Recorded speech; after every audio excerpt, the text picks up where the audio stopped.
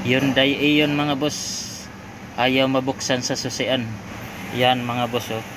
Ayaw talaga masusian mga boss oh. So stock up. So gawin natin, tatanggalin natin 'to mga boss. Ito mga boss, natanggal na natin. So gagawin natin, buksan natin mga boss. Yan, i-repair lang natin 'to mga boss. So dito mga boss, tatanggalin natin dito mga boss.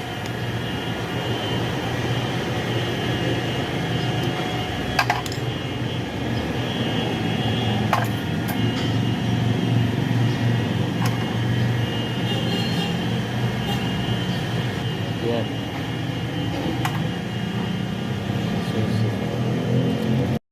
Ito na mga boss, kailangan ipasok natin susi para matanggal yung sa ilalim mga boss. Yan oh. Yan. So ito na mga boss.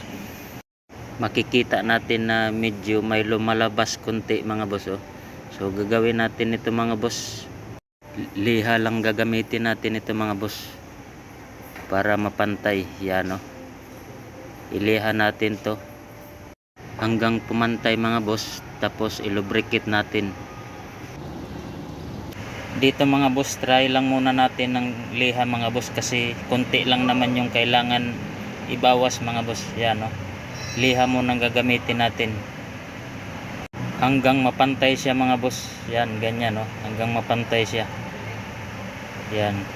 Kailangan nakapasok yung susi mga boss para makita na pantay talaga, para pagpasok doon sa housing niya smooth na yung pag-ikot niya mga boss.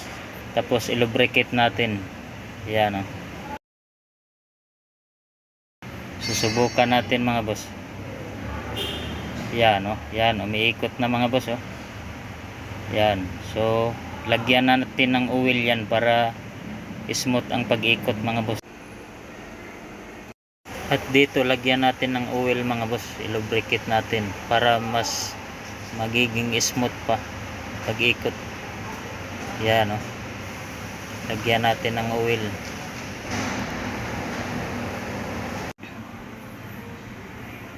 Yan, okay na mga boss oh. I-assemble na lang natin to. Subukan natin kung masusian na ba talaga.